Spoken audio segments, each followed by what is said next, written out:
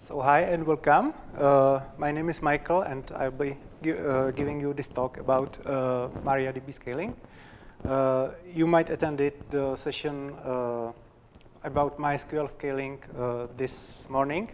This will be something different because MariaDB has another or other possibilities how to scale. So we'll go from the obvious single instance on developer's machine to multiple Galera clusters in multiple data centers with true high availability. And if we had enough time, in the end, we will talk slightly about some other topics that are related to a good, highly available setup of MariaDB. But before we begin, let me introduce myself and our company. I work at Seznam.cz as software architect, and my main concern is really high availability. I even run Galera cluster and Kubernetes for my DIY projects, so I always want everything to be as available as possible. Speaking of our company, you probably never heard of us if you are not from the European region or even Czech Republic. That's the Czech Republic is country right here. This is Ukraine. You probably know where it is. So we are almost neighbors, and we are something like Google, but for our local business, and we are for our local environment, and we successfully compete with Google in our country, which is rather specific. Not many other companies are able to compete with Google on the field of search engine, for example. Sorry? And mailing system as well. Yeah. It's difficult. Yeah. So we are providing a lot of services from web portal, search engine, free mail, some news, even TV broadcasting, and almost everything is backed up by MariaDB these days. We run around 40 different services with more than 1,500 of employees.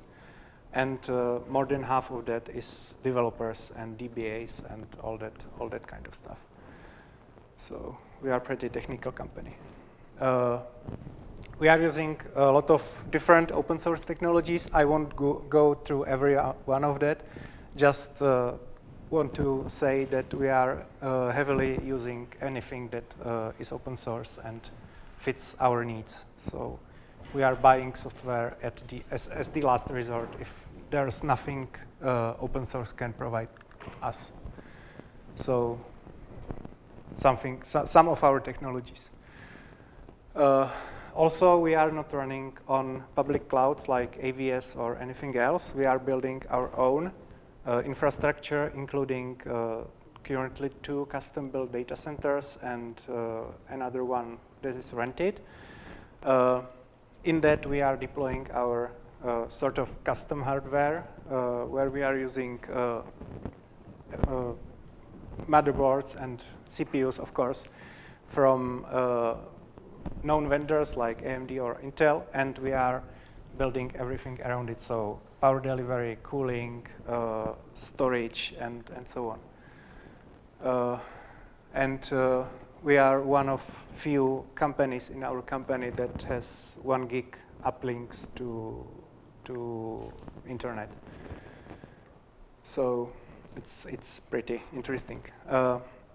Also, we have a whole team that provides our services, infrastructure, and software as a service. So, for example, here my colleague runs database as a service, which we will be talking about, and we have logging as a service, monitoring as a service, and this kind of stuff. Do you provide such kind of services to other companies in? No. Just for internal use so far. Okay. Maybe in the future, but I don't think so. It will happen. It will happen soon, sooner or later. AWS services started. Yeah. Unfortunately, we don't have enough hardware for this, so And you know how difficult it is to get to hardware these days. So. By the way, do you use any platforms like I heard about a couple of times like there are some companies like Facebook defining some standards for hardware. So it's like some specifications for motherboards, for cases, cooling systems, and so on. So it's like something other companies can produce, and it will be compatible if you just follow the standard. Do you use something like that? Any of those? I think we are too small to dictate some standards, so we are trying to use what's already available and build the rest of it around it. So they're defining standards, so some manufacturers can follow that, and Facebook can use it as well as, let's say, Twitter and other companies. So it's like open source software, but in hardware field. Yeah, we are not doing this. Just standards. Yeah. But, okay. Well, enough of the introduction. Let's go to the scaling. As I said earlier, we'll go from the single instance through traditional master-slave or primary replication. Briefly around master-master replication, and we will end with Galera cluster. And if we have enough time, we will talk about sharding and some other things that you must face. So let's begin. I'll use examples around building a specific application for this talk. It will be simple to-do list, which is great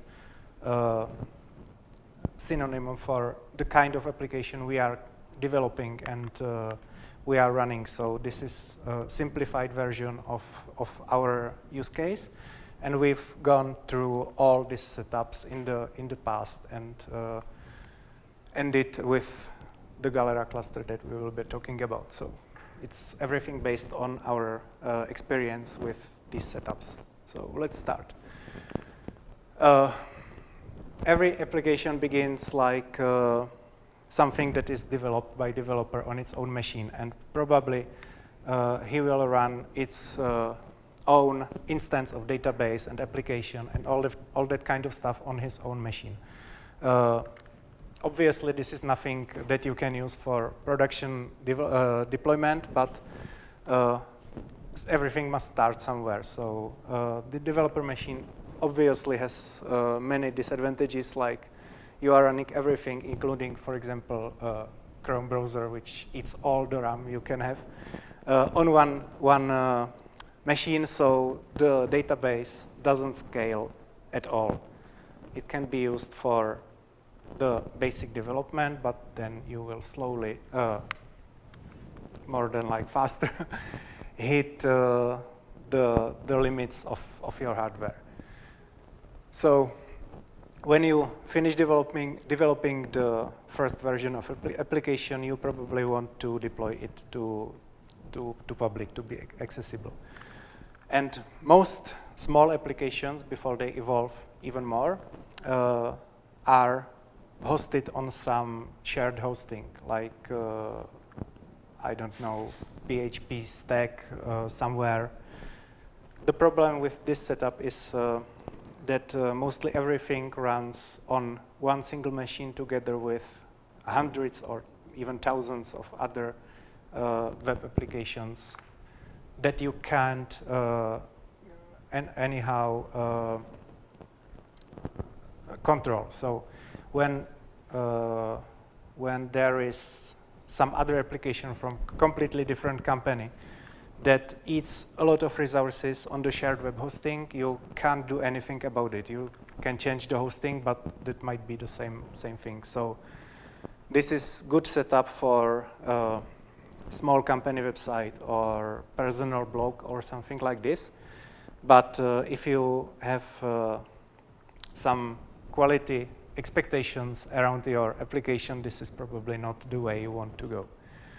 So, and usually the hosting setup is not highly available because they do this for the least amount of money they can, because they need to squeeze as many customers as possible to the single machine to earn a lot of money from it. So it usually, when the machine dies, maybe they have backups somewhere, but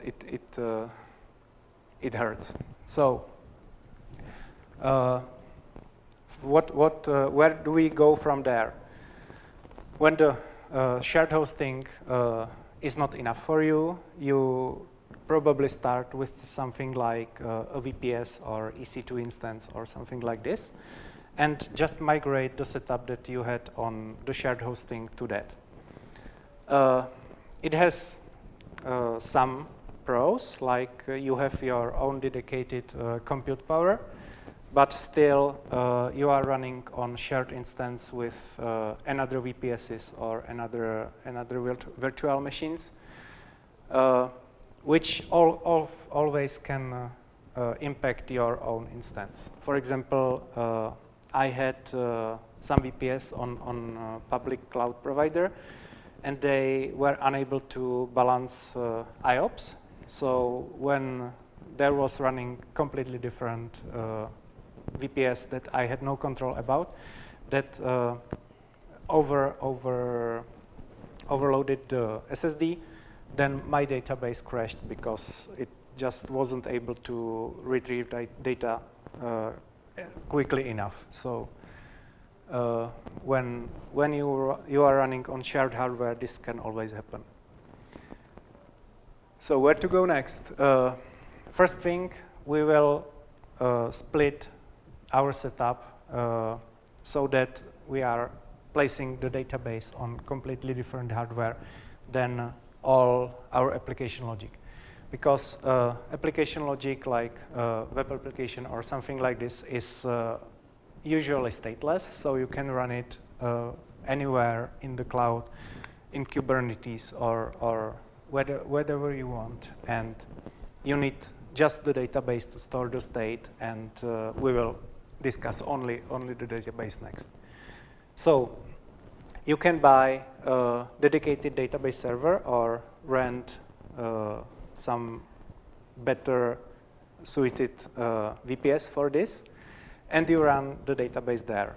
Of course, you can scale that to some amount, but it's still not highly available. Still, it's just the one instance that can fail for various reasons. So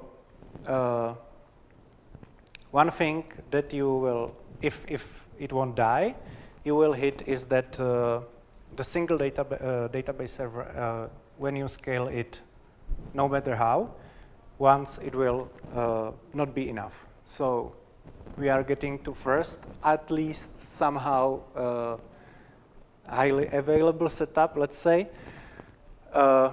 and it is the traditional master-slave or primary replication. So your writes or modifying transactions go to master, and you can split the read transactions to the slaves.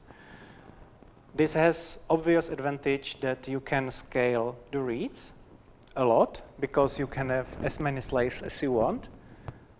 So this is great setup for application that has a lot of reads and not as many writes. There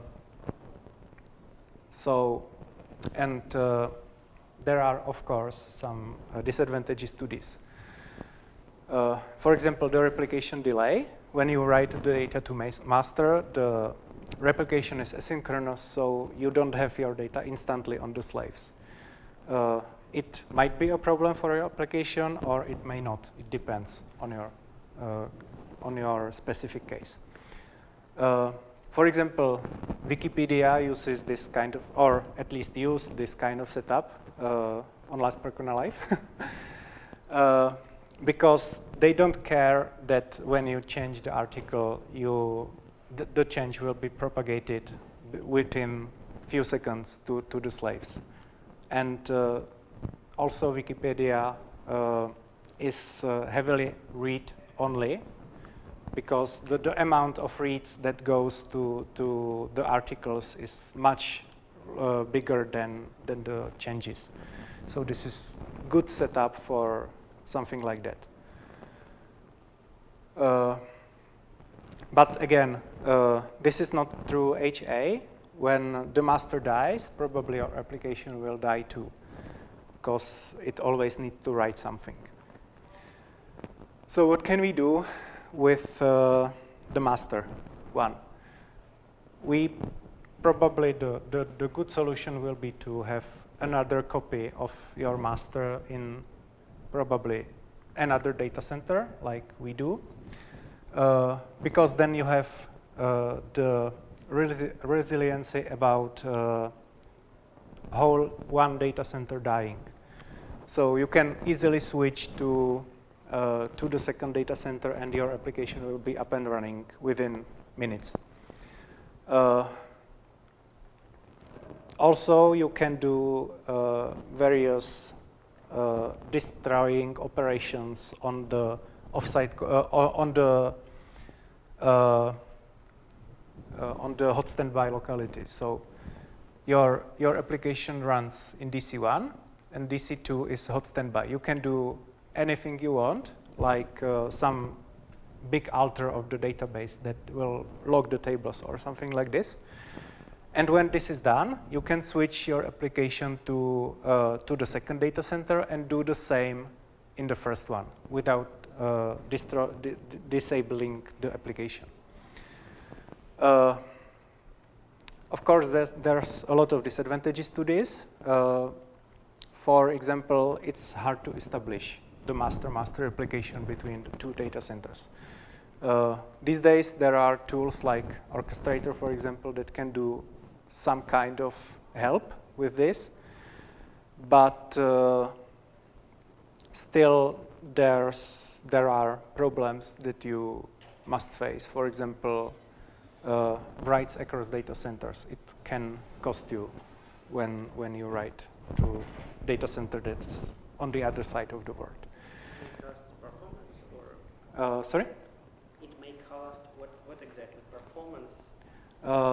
No, yeah. Could be when your application is running in DC1 and it writes to DC2 on the other side of the world. Of course, there's network lag, for example, so it will hit your performance. Also, the master-master link between the two masters tends to break if you have some inconsistency in your infrastructure. For example, when one part of your application thinks that the master is still in DC1, and the second part of the application thinks the master is in DC2, suddenly you have conflicts between the data, and you have split brain, and you don't want to do this.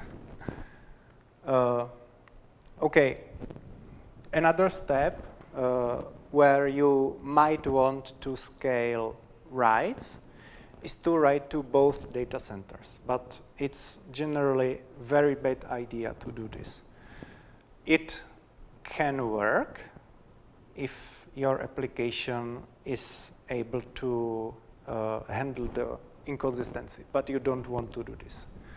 It's maybe my colleague would agree that it's really something that you don't want to do.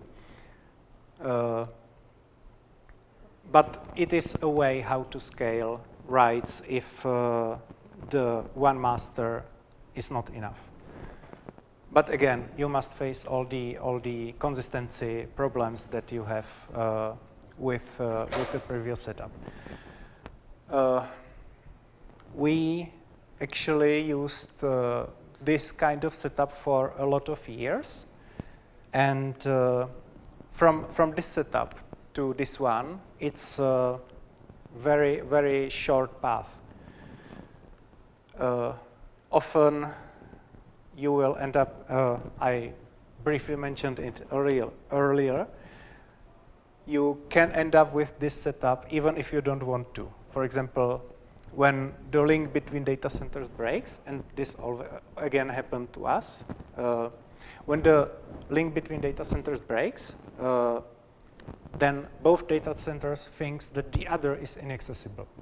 And because you have no quorum here, then it will probably create a split brain where both applications will, or both instances will start to write to its own masters, and they don't know about the other.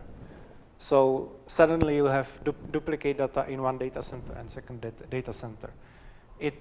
I don't know, 5-10 minutes before we realized this, and then another 3 or 4 days before we recovered from this kind of failure. So no, you don't want to do this.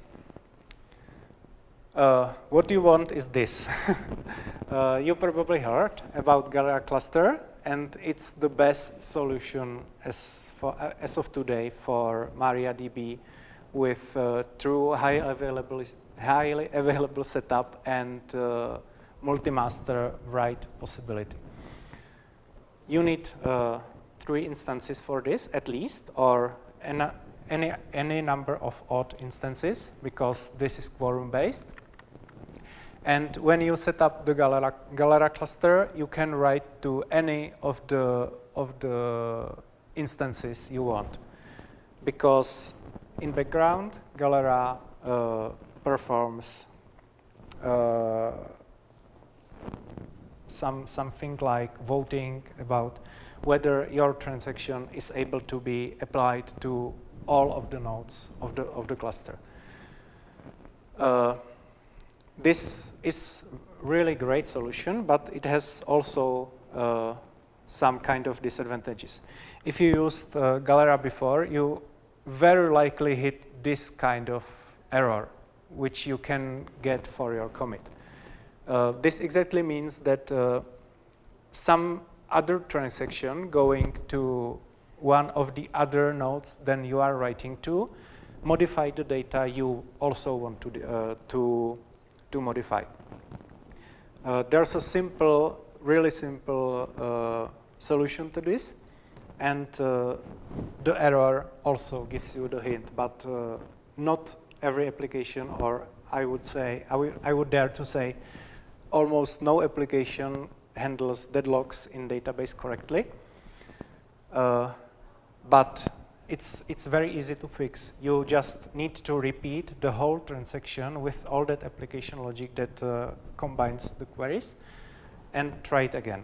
Where in cases when the transaction coming from application fails, or it fails specifically with this deadlock issue? Yeah, it fails specifically with this deadlock issue. It has the same error code as traditional deadlock, and the resolution of this error is the same for regular MySQL deadlock and for this kind of deadlock. Just repeat the transaction. And the intention is like somebody else already finishes their transaction. Yeah. Because the first transaction to commit wins. So if your transaction takes longer than the other one, you'll get the rollback, all the deadlock, and you must be the one that repeats the transaction. Also, this is something that cannot be done automatically, because often in your transaction you are making changes based on data you read. And when the data you read changes in the other transaction, then your modification will be different. So it's not just buffer all the queries in the transaction and try to send them again. This won't work. You must repeat whole application logic. Yes. So well, it's really easy to implement this, but you have to change your application code. There's nothing that would do this for you. Also, Galera cluster has automatic provisioning of new nodes or dead nodes. This works really well. And the probable downside, but I wouldn't say so, is that Galera is for InnoDB only, but who uses MyISAM these days? So it's probably not a problem for anyone. Yeah. Could you please talk a bit more about that virtually synchronous replication? So yeah, that's the voting okay. when you stream your changes to the database, these are instantly replicated to other members of the cluster. And for database, the atomic operation is the transaction. So when you issue a commit, then it is distributed to all the nodes. They do not apply the changes yet, because it's time-consuming operation and it would be really synchronous replication. But they do consistency check on these changes. So every node in the cluster knows whether the applying of the changes would succeed or not, and they pass this information back to the originator, so to the node that you return to. This is synchronous. The node waits with acknowledging the commit to your application before it receives the acknowledgement from all the other members of the cluster. And when it does, it can pass the acknowledgement of commit to the application, and the application knows that eventually the modified data will be available on all the nodes without any consistency problem. When any of the other members of the cluster decides that there is a conflict, then it will tell that to the originator, and you will end with deadlock. And so this is passed to your application. Write operation, and when application thinks data is going to be written on disk, actually it just confirms that it's going, it plans to do that. Yeah, exactly. It later, Yeah. So basically replication is synchronous, but the apply is asynchronous. Yeah, because the modification of the pages in the buffer pool is the most time-consuming operation, and you don't want to wait for this. But so if somebody tries to read that data exactly after applying, if I have another query right after writing for querying the same data, so what happens to the application? It reads new one from some of caches. I mean, if that needs like 1-2 seconds for writing data to the disk. So what happens if I try to read it right after? Because the node in the cluster already has the data, it must wait for this. But it happens even on a single instance of MySQL. You probably hit log wait timeout exceeded error sometime in your history. And this is what's happening even in one instance of MySQL. So read after write consistency would fail more though in this scenario, right? Than if it's a single node. Yeah, the read after write consistency is the same as with asynchronous replication in default. There is option in Galera that you can force more strict behavior. It's was since wait, I believe, yeah. And you can set it to various options that you want to wait with selects or inserts or updates or something like this.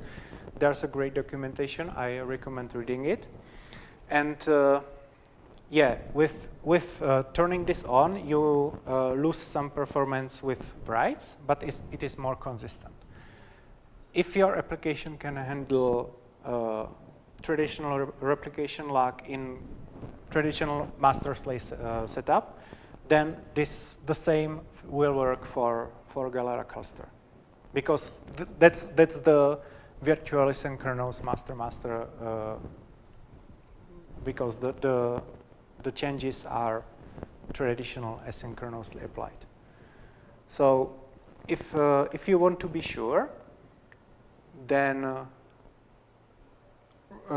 direct your single instance of application to just one of the nodes. Then it's classic MySQL or MariaDB, like you know it from a single instance.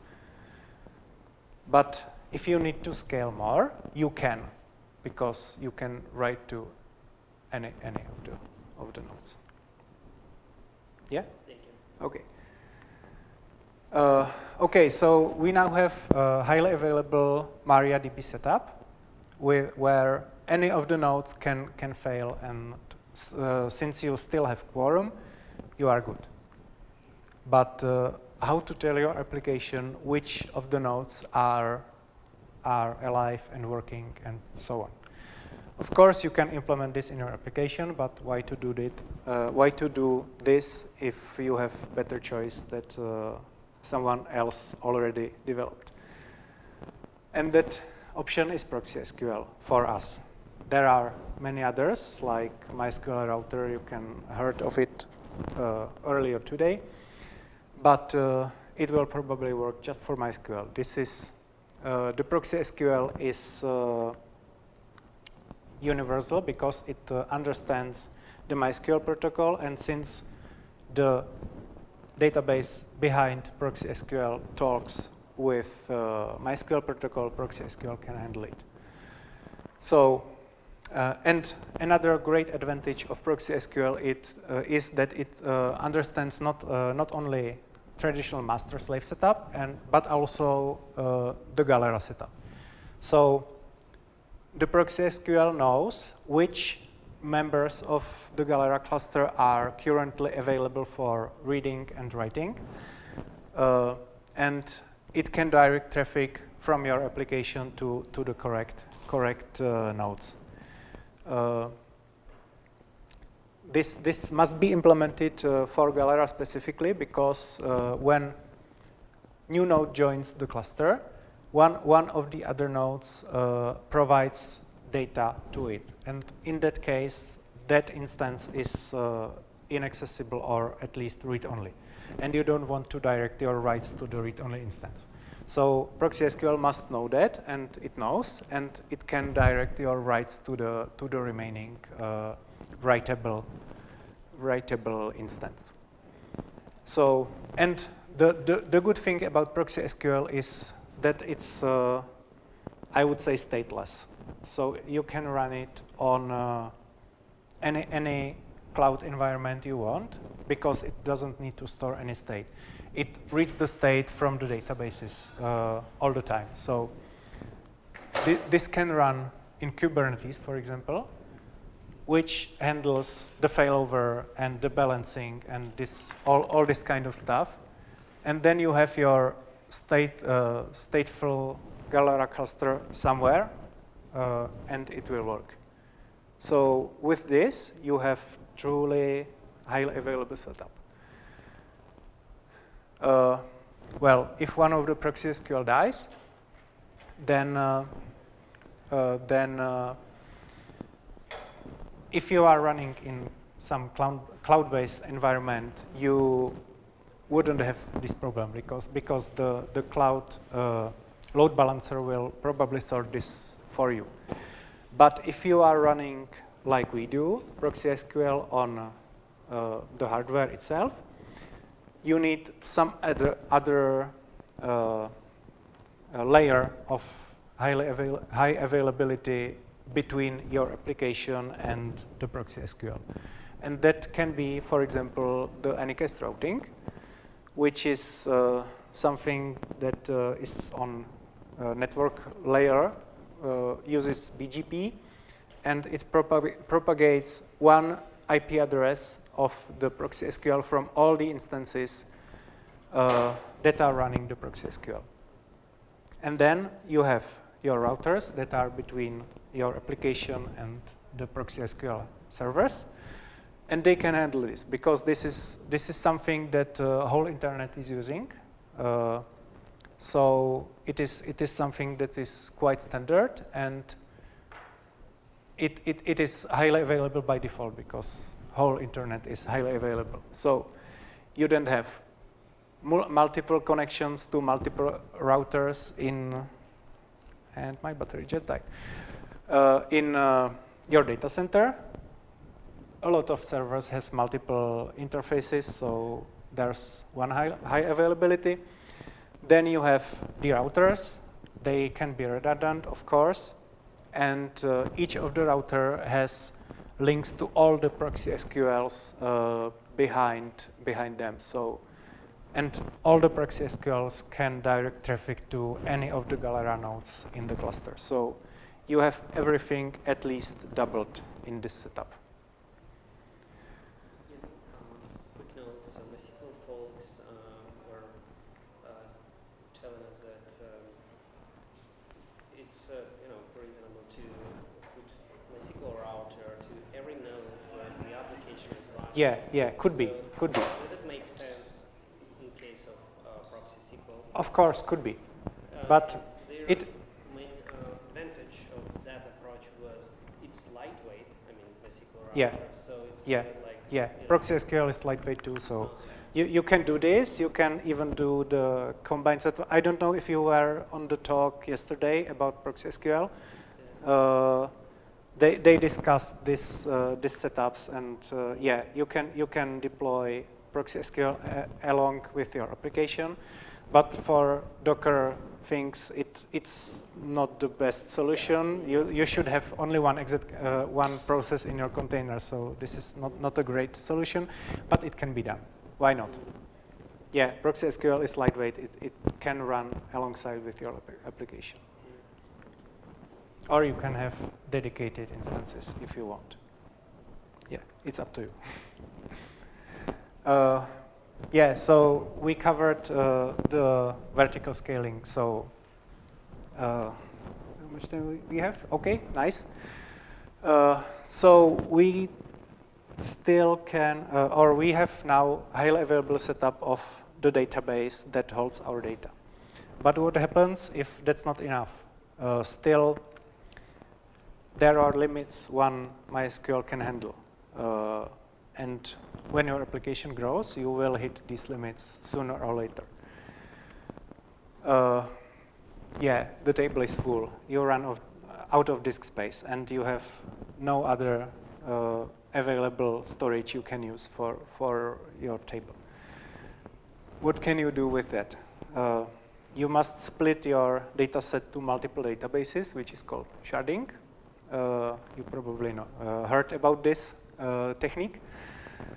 So you just take part of your data and split it to another instance of Galera cluster, for example. Yeah, with that you can scale practically unlimited if you have good way how to split your data. For example, the example to-do list application, or most of the applications are user-based. You have user, and it has some data associated with its account. So in this scenario, you can shard by the user data. All data of the user are on the one node. All data of another user are on another shard. Not every application is shardable this way. For example, you have a news site. Then there is not really a good sharding key that you can use to split the data. Because for typical website load, you need data from all the categories of the articles, or I don't know. For this example, it is better to shard by tables. You have, for example, users table in one cluster and the articles table in the second cluster. Obvious disadvantage here is you cannot use foreign keys. I heard yesterday that foreign keys are not to be used. I don't think so. We use it all the time, and it works. Why not? You need to, of course, manage consistency of your data across the various databases, because the MySQL won't do this for you. So it's again, it's up to your application, or something like the sharding solution that you use to manage the consistency with updates, deletes, which changes the relationship between your data. So yeah, you need some way how to tell where the data in your sharding solution are. So you need something like shard manager that can direct your application to concrete shard where the data are. Another difficult thing that you need to solve when you consider sharding. Yeah, and what about the data that are common to all the shards? For example, some enums or some relationship that don't fit your sharding solution, like user relationships and this kind of stuff. You can duplicate the data for all the shards, of course, why not? But again, you must solve consistency. When you want to change the data, you must do it on all the shards. So this approach is good for data that doesn't change very often, like the enums, for example. And it's not a good solution for data that changes all the time. So for that, it's way better to split this kind of data to another database or another cluster and just store it in one instance there. Again, you must then solve consistency problems between relations from sharded data to the one that is common. Again, must be done per application because there's no universal solution to this. Another thing that you can consider, but I wouldn't recommend it, is to use multi-master replication, which MariaDB allows you to do. And you can, let's imagine that shard is some Galera or master-slave setup. Then you have already some replication going on the shard. And you can use multi-master replication to replicate your common data from the yellow database here to all the shards. But again, it is very complex infrastructure, and you probably don't want to debug problems with this because it's, well, very complex, or it can grow to very complex topology, and then, well, you have one master there, and from these masters, the data gets merged to another slave or something like that. Don't do this. It's not worth the trouble. Another problem that you must solve with sharding is some OLAP queries. For example, here I have, could you tell me the average to-do list size? Then you must query all the shards for the same data and aggregate it in your application or in some solution that you want to use for this. Well, if this type of queries is not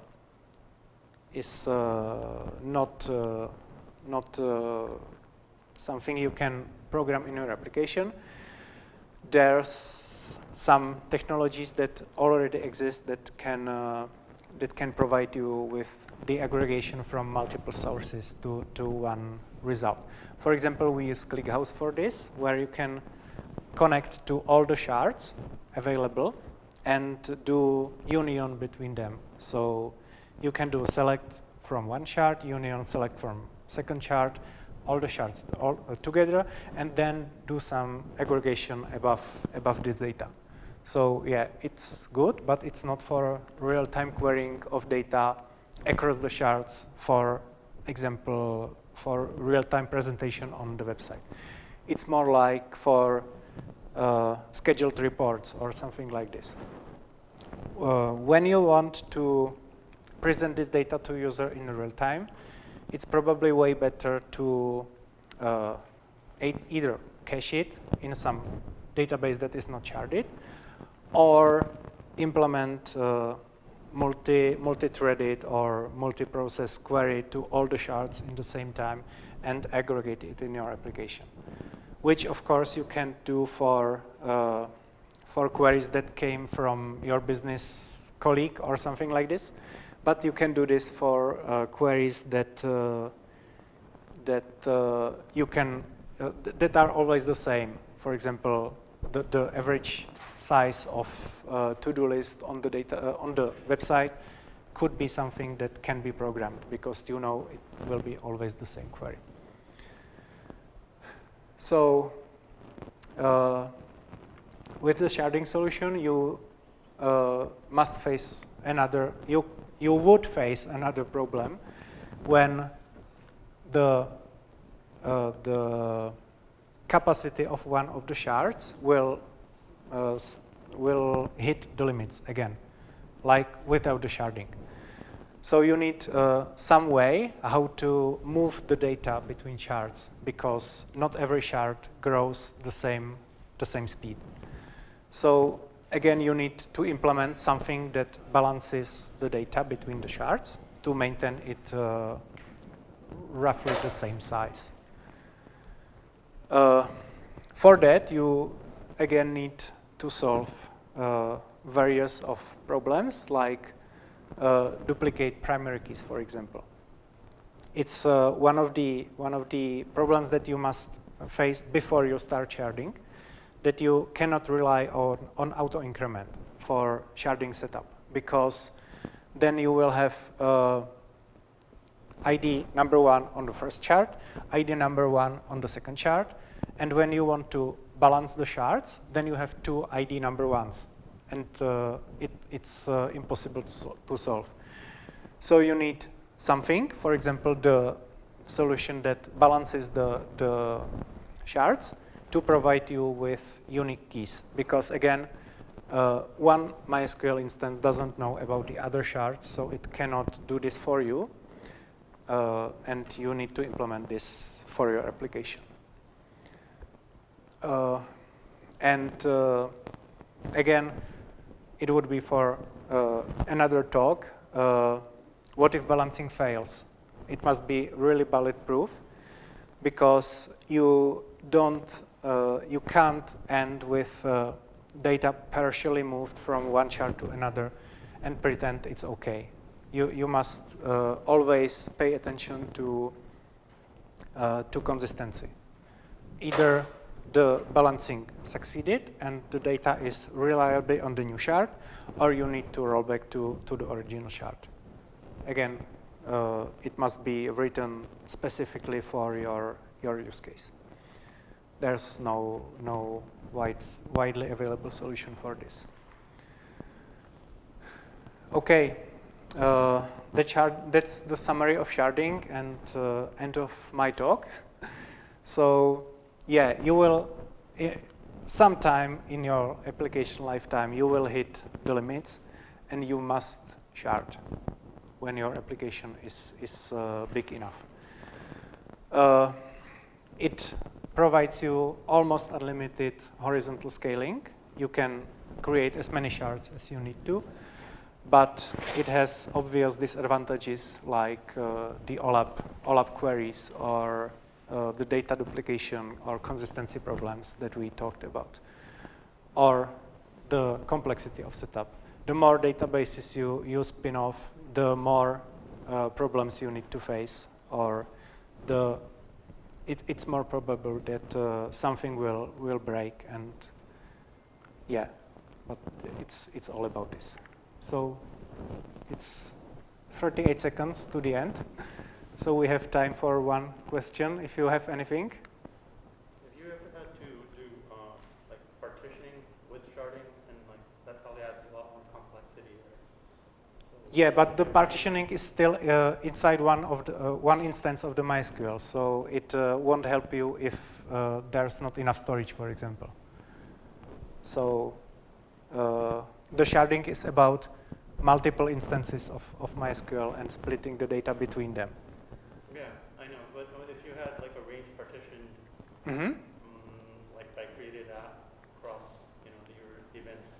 right? Mm-hmm. And if you wanted to use sharding along with that, you couldn't really, implement that safely, right? 'Cause, I mean, could you implement range partitioning with sharding in the way that you're describing? I probably don't get the question. Are you Well, talking about like rows and shards rather than tables? Shard? No, just like range partitioning by like Sure, a date so range, like first quarter to Yeah, the if that whole table lives in one shard, it's not going to matter, right? So like if you're talking about that whole table living in one shard, Mhm.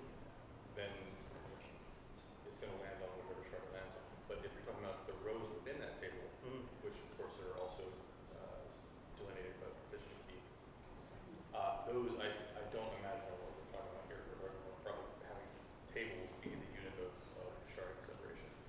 Okay. I would imagine. I mean, yeah.